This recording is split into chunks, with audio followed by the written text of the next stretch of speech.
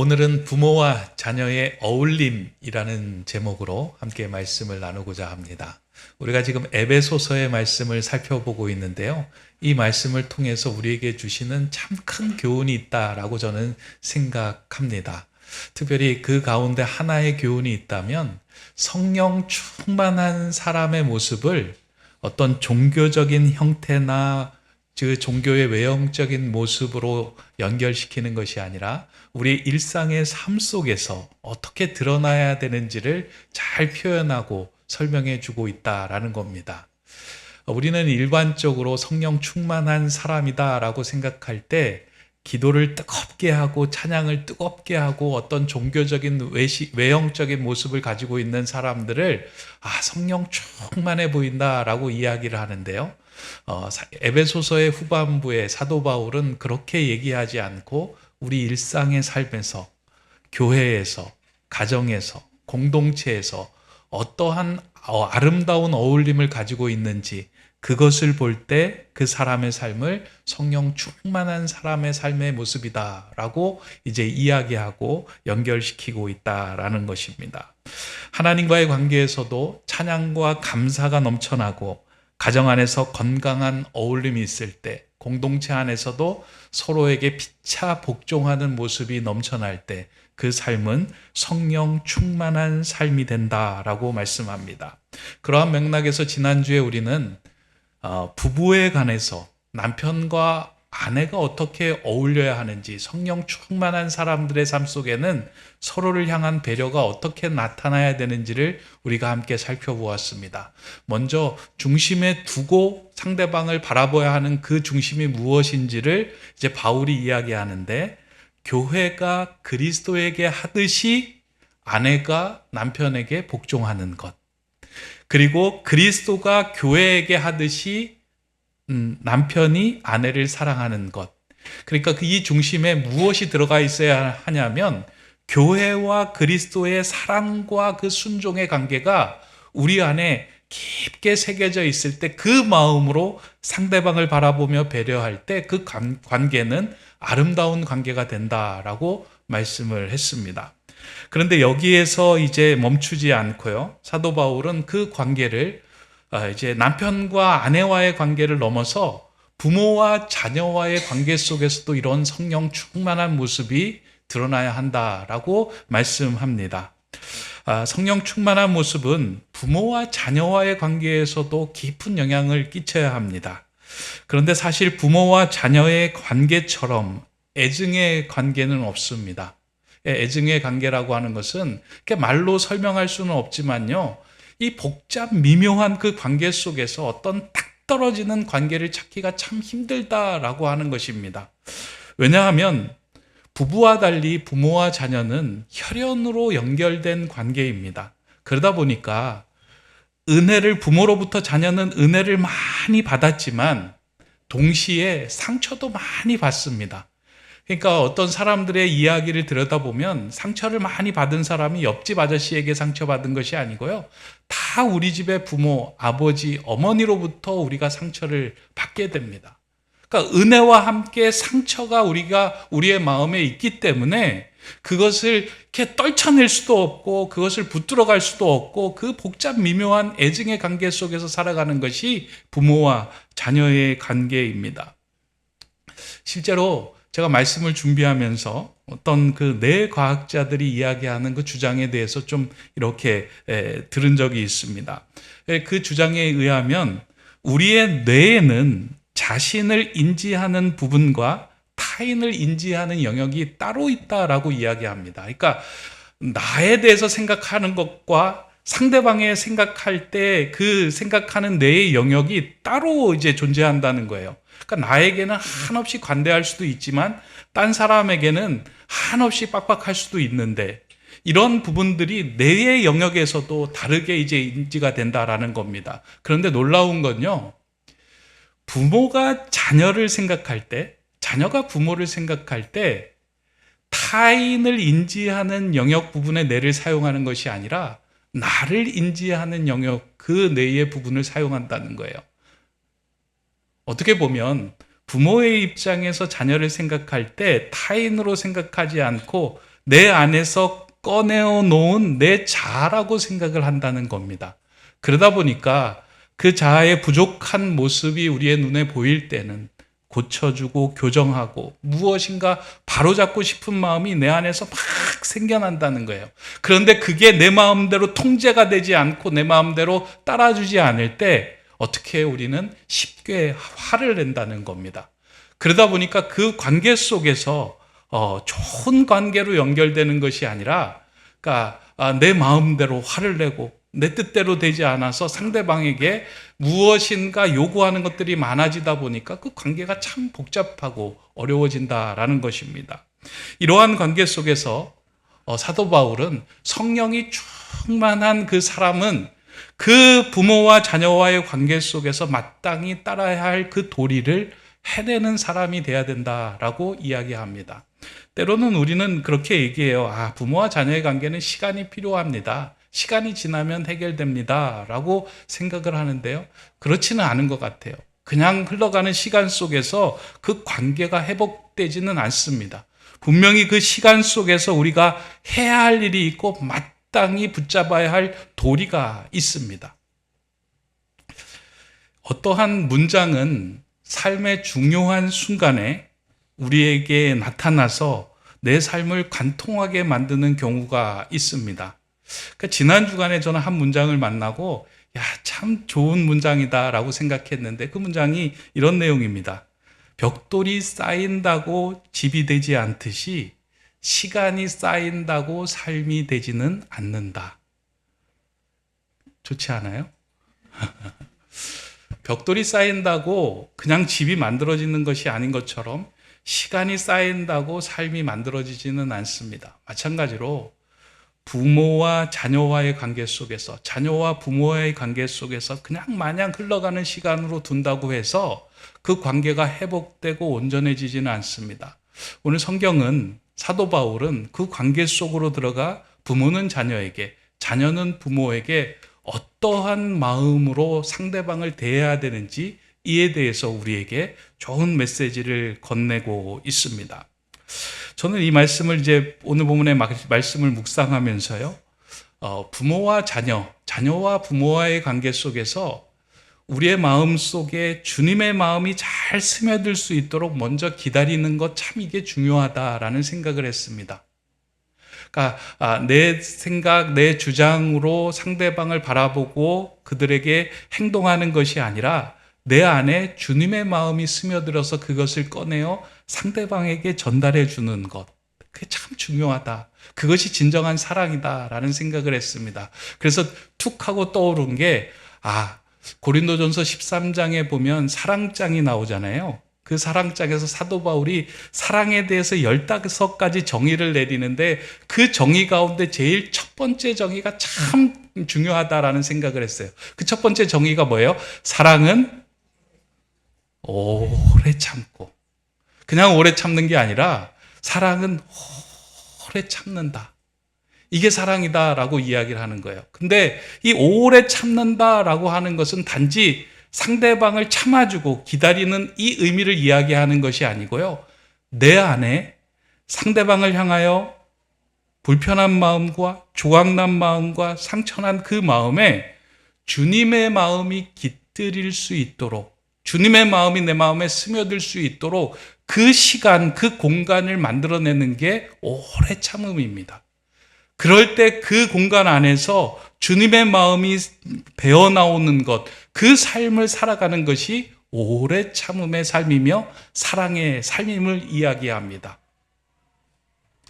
여러분들 마음속에 혹시 부모로서, 자녀로서 상대방에 대하여 주님의 마음이 이렇게 배어나오지 않는다면 여러분 다시 한번 오늘 말씀을 통하여 주님 내 마음에 상대방을 향한 정말 주님의 마음이 배어나올 수 있도록 그 마음이 잘 스며들게 하여 주시옵소서 기도할 수 있어야 합니다.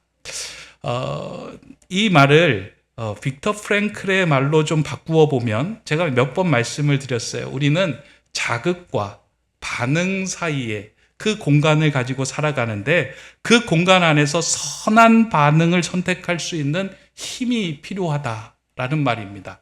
그러니까 사람이 부모와 자녀 관계에서도요, 자극이 올 때가 있고 이 상황에서 반응을 해야 될 때가 있잖아요. 근데 이 자극과 반응 사이에 공간이 없는 사람들은 자신의 생각, 자신의 주장이 그냥 툭툭 튀어나오게 되어 있어요. 그러나 성령이 충만한 사람들은 자극과 반응 사이에 주님의 마음이 스며들도록 그 반응을 이끌어내는 삶이 된다는 겁니다. 이 말씀을 기초로 하여 오늘 본문을 좀 읽어가야 합니다. 이러한 상황에서 이제 사도 바울은 부모가 자녀에게, 자녀가 부모에게, 자녀가 부모에게, 부모가 자녀에게 행해야 하는 어떤 자세에 대해서 오늘 이제 본문에 대해서 말씀하는데요. 먼저 자녀들이 부모를 대할 때 어떠한 마음을 담아서 행해야 하는가? 이에 대해서 오늘 본문 1절에서 말씀합니다. 함께 읽겠습니다. 시작. 자녀들아, 주 안에서 너희 부모에게 순종하라. 이것이 옳으니라. 하나님을 전적으로 신뢰하는 자녀들은 주 안에서 부모를 순종해야 한다라고 말씀합니다. 여기에서 주 안에서라는 말이 우리의 생각과 행동이 주님의 마음을 벗어나지 않도록 하라라는 말씀입니다. 우리 안에 거하신 성령님의 인도하신 가운데 부모님께 순종하는 것은 자녀가 해야 할 마땅한 도리이다. 그것이 옳다라고 말씀합니다. 여러분들 믿지 않는 사람들과 관계를 맺을 때 한번 여러분들 툭 하고 한번 물어보시면 좋을 것 같아요. 믿지 않는 사람들이 그리스도인을 볼 때 어떻게 보이느냐? 한번 여러분들이 그렇게 물어본다면 많은 사람들이 이러한 대답을 할 겁니다. 믿는 사람들은 고지식하다. 믿는 사람들은 양보나 타협이 없다. 어떤 좋은 의미가 아니라 좋지 않은 의미에서 독선적이고 이기적이다 라고 이야기를 하는 경우가 종종 있습니다. 자신의 기준에 부합되지 않으면 상대방을 인정하려고 하지 않는다라고 이야기를 합니다. 특별히 자신이 진리라고 생각하는 것에 대하여서는 조금이라도 타협하지 않는 사람들이 그리스도인이다라고 얘기합니다. 그래서 그걸 조금이라도 교정하려고 이야기를 하면 아예 길을 막거나 뭐라고 상대방을 몰아세우냐면 핍박한다라고 얘기를 하는 거예요. 그거는 좀 이렇게 생각해봐. 그렇게 이야기를 하면 제가 나를 핍박하는구나 라고 생각을 한다는 거예요. 그러면서 더 이상 관계가 이어지지 않고 단절이 되고 툭툭 끊어지는 거예요. 그러다 보니 부모하고도 의견이 맞지 않으면 부모와의 관계를 끊어버리는 그런 상황들이 성도의 삶 속에서 그리스도인 안에서도 나타난다는 거예요. 왜냐하면 부모가 나로 하여금 하나님을 믿고 내가 진리라고 이야기하는 것들을 모두 막아서는 것이다 생각해서 이거는 관계를 끊어야 되겠다 하는 일들이 있다는 것입니다. 주 안에서 충분하게 헤아려 보고 순종할 수 있는 부분이 있음에도 불구하고 진리를 고수한다는 이유로 관계를 단절하는 것입니다. 오늘 성경은 그런데 분명하게 이야기합니다. 주 안에서 너희가 부모에게 순종하는 것이 옳은 일이다. 주님의 뜻을 벗어나는 것을 요구했을 때는 듣지 않아야 하지만, 예를 들어서 뭐를 훔쳐라, 어떤 사기를 쳐라 라고 이야기를 할 때는 듣지 않는 것이 일반적인 일이지만 그 외의 이야기를 했을 때는 우리는 충분히 부모의 상황과 그 입장을 헤아려서 그리스도인이지만 그 입장을 충분히 헤아려서 들어야 할 필요가 있다라는 것입니다. 간혹 내가 받아들이기 힘든 상황이 올 때에도 그 상황을 붙들고 주님의 마음이 스며들 수 있도록 기도하며 결정해야 합니다. 예를 들어서 이런 거예요. 어떤 한 청년이 이제 예수를 믿게 됐어요. 예수를 믿으니까 얼마나 좋아요. 그러면서 예수를 믿고 난 다음에 다음 수순이 뭐예요? 세례받는 거잖아요. 너는 예수 믿었으니까 이제 세례받고 하나님의 자녀가 되고 이 교회 안에서 잘 생활하면 돼 라고 이제 주변에 전도한 사람과 그 교회 공동체에서 막 이야기를 하는 거예요. 그래서 이제 이 청년이 세례를 받아야 된다라고 생각을 한 거예요. 그런데 집에 가가지고 얘기하는 거예요. 내가 이번 주에 세례를 받게 됐습니다. 그러자 부모님이 그 청년에게 이렇게 이야기합니다. 난 너가 세례받는 것이 마음으로 받아들여지지가 않는다. 난 너가 세례 지금 안 받았으면 좋겠다. 그렇게 부모가 이제 자녀에게 얘기를 해요. 이 상황에서 우리는 어떻게 반응하고 어떻게 행동해야 될까? 역시 우리의 원수는 집안에 있는 거야. 역시 나를 막아서는 건 사탄의 회방이야. 내가 부모님의 말을 듣지 않고 관계를 끊어버리는 한이 있어도 나는 세례 받아야 되겠다. 라고 하는 것 참 믿음이 좋아 보이잖아요. 아닌가요? 만약에 누군가 저에게 와서 목사님 이 상황인데 우리 부모님이 좀 세례를 안 받았으면 좋겠다라고 이야기하시는데 어떻게 하면 좋겠습니까? 그렇게 저에게 물어온다면 저는 이렇게 얘기할 거예요. 형제님, 세례 받는 것 좀 기다려 주시면 좋겠습니다. 세례 받는 건 조금 기다리시고 부모님에게 이렇게 이야기하셨으면 좋겠습니다. 아버지, 저는 예수님이 너무 좋은데요. 아버지가 그렇게 세례 받는 것에 대해서 마음이 불편하시다면 저는 아버지의 축복 가운데, 아버지의 원하시는 가운데 세례 받기를 원합니다. 혹시 아버지가 그런 마음이 들어서 저를 축복하고 싶은 마음이 생긴다면 저에게 얘기해 주세요. 제가 기다리겠습니다. 세례 받는 게 그렇게 중요한 건가요? 물론 중요하죠. 그러나 세례 받지 않는다고 해서 그 사람이 하나님을 믿지 않고 예수 그리스도를 나의 구주로 영접 안 하는 게 아닙니다. 하나님의 자녀가 되고 하나님의 백성이 되는 거예요. 그러나 부모님의 마음이 그런 생각이 있다면 우리는 먼저 길을 닫을 것이 아니라 아버지 왜 불편하세요? 저는 아버지의 축복 가운데서 세례받는 사람이 되겠습니다. 라고 이야기하며 순종할 수 있다면 그 사람은 아버지와의 관계 속에서 결국 아버지까지도 하나님의 나라로 옮길 수 있는 그 은혜를 그리고 그런 놀라운 일들을 다 만들어 갈 수 있는 것입니다. 근데 우리는 너무나도 내가 가진 기준에 내가 가지고 있는 모든 일에 내가 주체가 돼요. 내가 그것을 붙든이라고 관계를 단절시킬 때가 너무 많이 있다는 것입니다. 바울은 예수님을 믿고 하나님을 믿는 것도 너무나도 중요하지만 성령이 충만한 사람들은 그 가정의 관계 속에서도 서로를 노엽게 하거나 서로와의 관계를 단절시키는 것이 아니라 하나님께 나오는 그런 연결의 통로로 살아가는 것, 그게 성령 충만한 자의 삶이다라고 말씀을 해요. 그래서 오늘 본문의 말씀을 보면은요, 이 말씀이 사실은 10계명 가운데 5번째 계명이잖아요. 내 부모를 공경하고 순종하라, 이 말씀이요. 근데 이 말씀이 참 특별한 것은 무엇이냐면 10계명의 10가지 계명 가운데 다른 것은 부연 설명이 하나도 없어요. 그러니까 안식일을 기억하여 거룩하게 지켜라, 도둑질하지 말라, 이거에 대해서는 그냥 그 단문으로 끝납니다. 근데 유일하게 부연 설명하는 것이 무엇이냐면 부모를 공경하라, 그래야만 내가 잘 되고 땅에서 장수하리라 하는 축복의 메시지를 덧붙여서 말씀하세요. 왜냐하면 이 땅에 부모를 사랑하고 공경할 수 있는 사람이 하나님을 공경하고 하나님을 사랑할 수 있는 존재가 되기 때문이에요. 그리고 부모를 공경하는 사람들이 주변의 사람들의 마음을 헤아릴 수 있는 그 마음을 갖는 통로가 되기 때문이에요.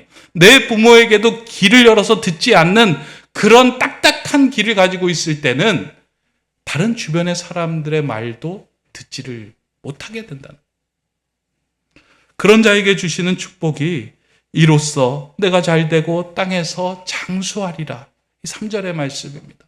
이로써 내가 잘되고 땅에서 장수하리라. 우리는 잘된다라고 하는 것 좀 오해를 할 때가 있습니다. 순종하면 사업도 잘되고 아프지도 않고 모든 것들이 잘 풀리는구나, 내 자녀들이 잘 되는 일들이 생기겠다라고 생각하는데, 그런 조건으로 따르는 잘됨이 아니고, 여기서 잘됨은 그리스도 안에 부모에게 순종하는 자는 그의 인생의 결국이 하나님 안에서 늘 형통하게 된다는 거예요. 요셉이 힘들고 어렵고 불편한 삶을 지나왔지만 그의 인생이 결국 주 안에서 형통하고 잘되게 된 것처럼 부모에게 순종하며 부모님의 말에 기울이는 자의 삶은 결국 하나님께서 그 인생을 잘 되게 하신다는 거예요. 그리고 장수하게 하신다라고 하는 말은요, 이 땅에서 오래 살게 하신다라고 하는 말씀이기도 하지만 이 본문에서 장수한다라고 하는 의미는 이러한 의미예요. 부모와의 관계가 회복이 되고 좋은 그 사람은 이 땅에서 천국을 미리 당겨서 살아가기 때문에 그와 하나님과의 영생의 시간이 길어지게 된다는 거예요. 그렇잖아요. 부모님의 관계가 회복이 되면 우리의 마음에 평안이 오잖아요. 어떤 사람은 그래요. 부모님의 관계가 어려워지면 얼굴이 어두워집니다. 지옥이 되죠.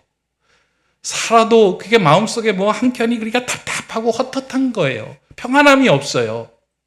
그러다 보니까 삶에서 평안함을 누리지 못하고 천국을 경험하지 못하는데 부모님과의 관계가 회복이 되고 순종의 관계가 될 때 마음속에 평안함이 다가오면서 이 땅을 살아가면서도 하나님의 나라를 사는 그런 일들이 생겨나는 거예요. 이게 이 땅에서 내 생명이 길리라 하시는 말씀입니다.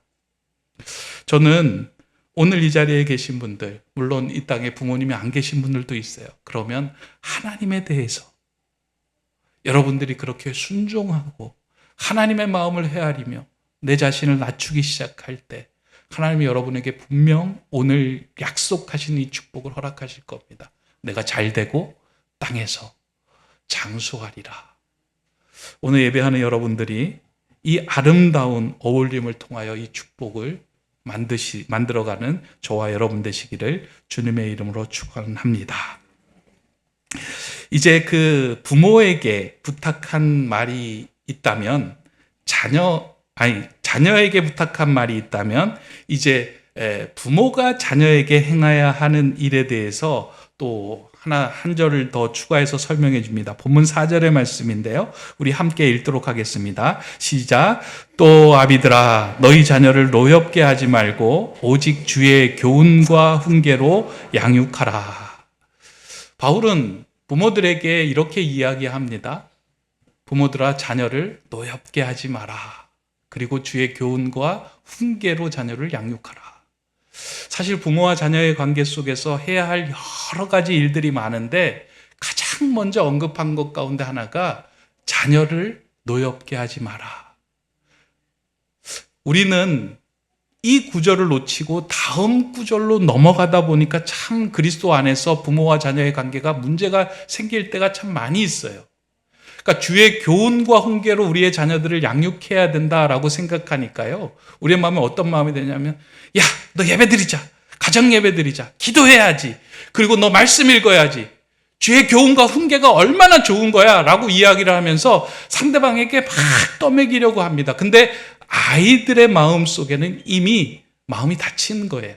왜냐하면 노여움이 생겼기 때문이에요. 왜 노여움이 생기느냐?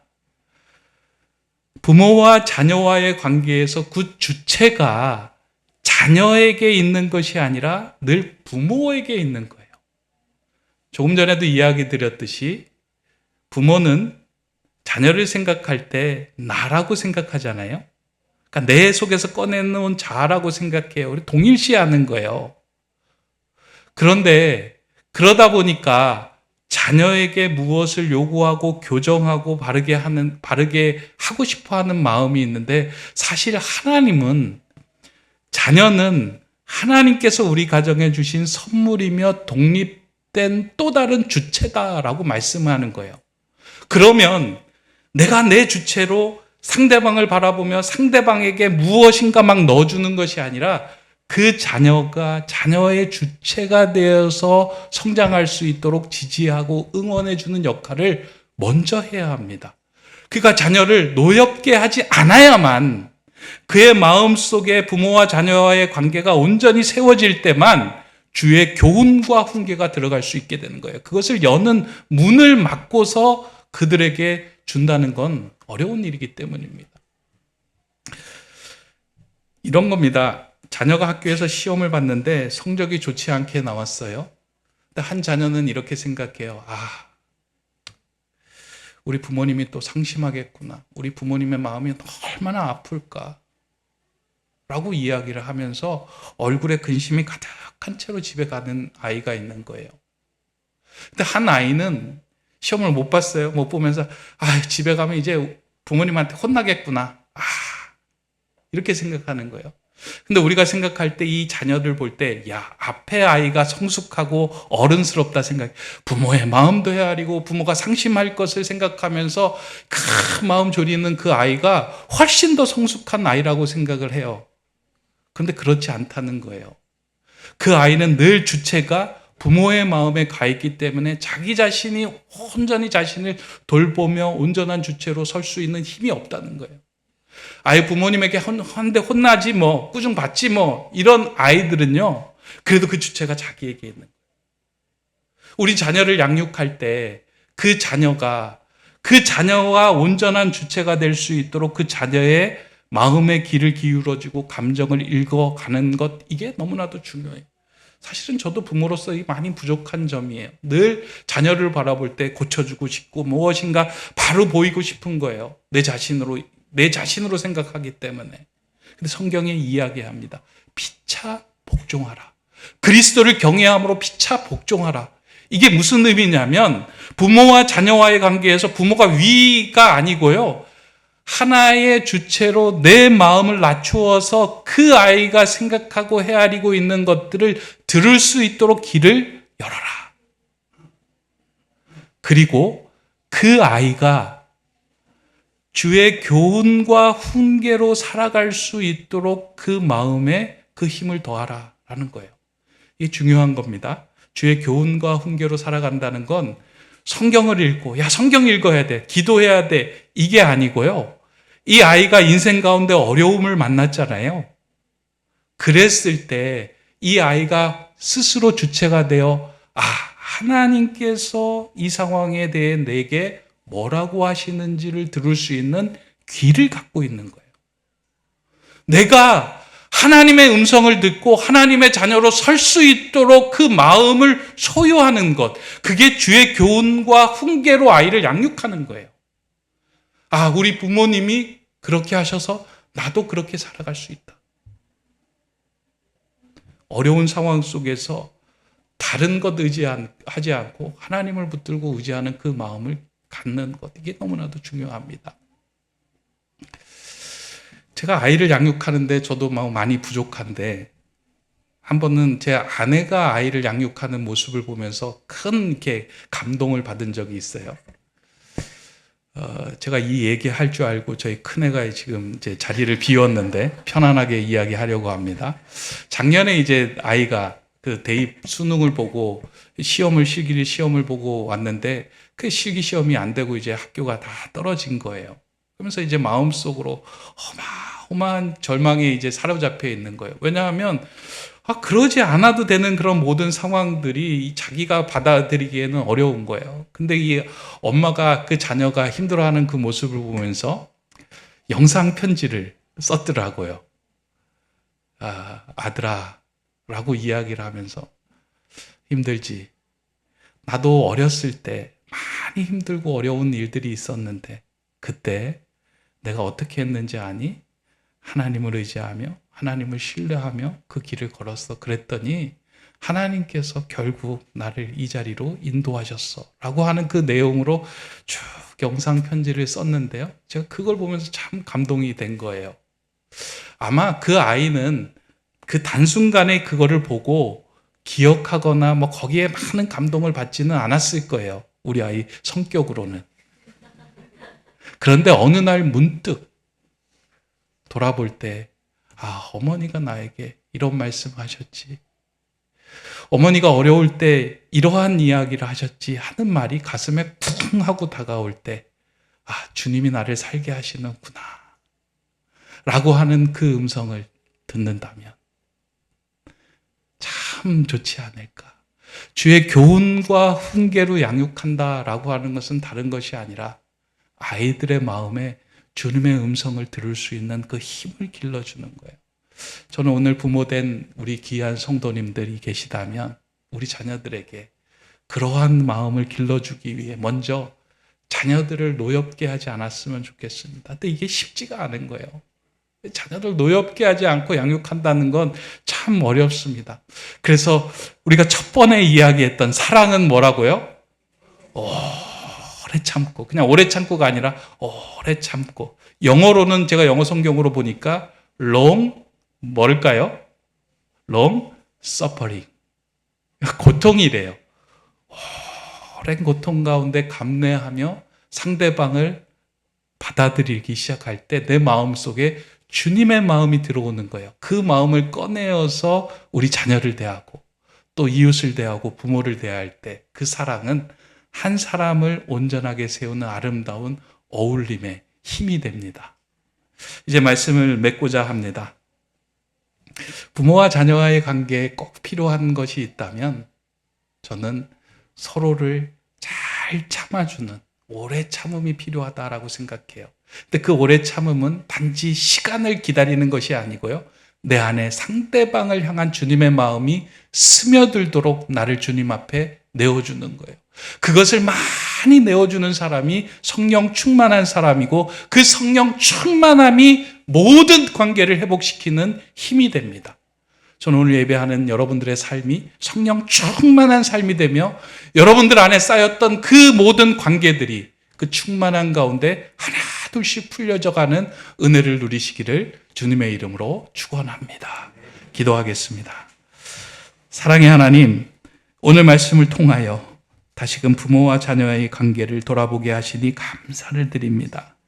주 안에서 부모님께 순종하는 자녀 되게 하시고 이 땅에서 잘되고 장수하는 복을 누리게 하여 주시옵소서.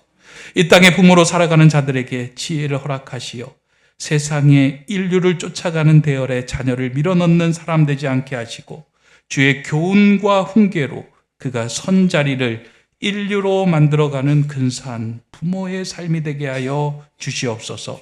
부모와 자녀된 우리의 마음이 성령으로 충만하게 되기를 간구하오며 살아계신 예수 그리스도의 이름으로 기도드립니다. 아멘.